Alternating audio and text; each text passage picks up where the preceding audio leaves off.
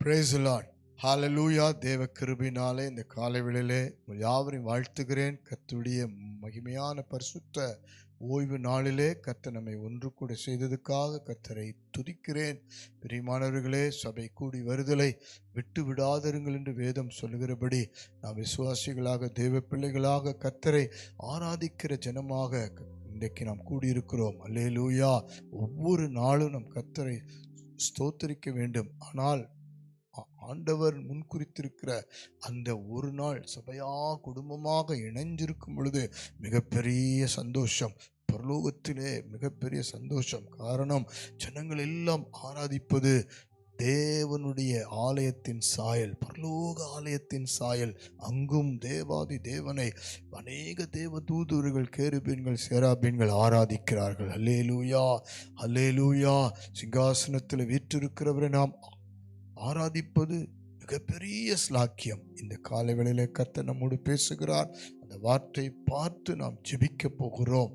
சங்கீதங்களின் புஸ்தகம் 35 சங்கீதம் 28 வசனத்தை வாசித்து பாருங்கள். என் நாவு உமது நீதியையும் நாள் முழுதும் உமது துதியையும் சொல்லிக் கொண்டிருக்கும். ஆமென், அல்லேலூயா. நம்முடைய நாவை கர்த்தர் கவனிக்கிறார்.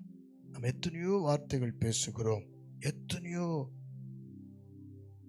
காரியங்களுக்கு நாம் ஒவ்வொரு வார்த்தை, பலவிதமான வார்த்தைகளை நாம் பேசுகிறோம். சிலர் கோபமடைந்து கெட்ட வார்த்தைகளை பேசுவார்கள். அதனால் நாவிலே தாவீது சொல்லுகிறார், உமது நீதியை, அல்லேலூயா, நாள் முழுவதும் ஒரு ஸ்தோத்திர பலி இன்னைக்கு கர்த்தர் விரும்புகிறார். சங்கீதம் 34:1 எக்காலத்திலும் கர்த்தரை துதிப்பேன், அவருடைய துதி எப்போதும் என் வாயில் இருக்கும். அப்ப ஸ்தோத்திரமும் துதியும் தேவன் விரும்புகிறார். இன்னைக்கு நாள் முழுவதும் நம்முடைய நாவில பலவிதமான பேச்சுக்கள் இருக்கும். விசுவாசம் இல்லாமல் சோர்ந்து போய், உடைந்து போய், நம்பிக்கை இழந்து பலவிதமான வார்த்தைகளை நாம் பேசும்போது அந்த நாவில ஒரு சோர்வு வரும். அந்த வார்த்தை உள்ளத்திலே சோர்வு வரும். அநேகர் நம்மை நோக்கி பேசுகிற வார்த்தை காயப்படுத்தும், வேதனைப்படுத்தும், துக்கப்படுத்தும். ஆனால் நாம் கர்த்தரை அந்த நாவிலே, வாயிலே துதிக்கும் பொழுது பலன் உண்டாகும், சந்தோஷம் உண்டாகும், மகிழ்ச்சி உண்டாகும். கர்த்தரை ஆராதிக்கிற நாவுகள், கர்த்தரை ஸ்தோத்தரிக்கிற நாவுகள் ஆசீர்வாதமாய் மாறும். அப்படியான நம்முடைய வாழ்க்கை குறித்து தான் சொல்லுகிறார். நீங்கள் கர்த்தரை பாடி துதித்து ஆராதித்து பாருங்கள், உங்கள் வாழ்க்கை இரட்டிப்பாய் ஆசீர்வதிக்கப்படும். எவ்வளவு பற்றாக்குறை, எவ்வளவு பாடு, வேதனை இருந்தாலும் கவலைப்படாதிருங்கள். குடும்பமாய் கர்த்தரை துதியுங்கள். இஸ்ரவேல் ஜனங்கள் எரிகோவை சுற்றி வந்தார்கள் 6 முறை 6 நாள். ஆனால் 7வது நாள் அவர் சுற்றி அந்த சூழ்நிலையை பார்க்கவில்லை. கர்த்தர் சொன்னதை கேட்டு சுற்றி வந்தார்கள். சுற்றி வந்த அந்த கடைசி நேரத்தில் பாருங்கள், கர்த்தரை துதியுங்கள், அவர் நல்லவர், அவர் கிருபை என்றும் உள்ளது சொல்லி ஆர்ப்பரித்தார்கள். அல்லேலூயா. தடைகள் உடைந்தது. இப்பொழுதும் நம் வாழ்க்கையில் இருக்கிற தடைகள் உடையும். கர்த்தரை நாம் ஆராதிக்கும் பொழுது, துதிக்கும் பொழுது உங்கள் பிரச்சனைகள் மாறும். பிள்ளைகள் வாழ்க்கை ஆசீர்வாதமாக இருக்கும்.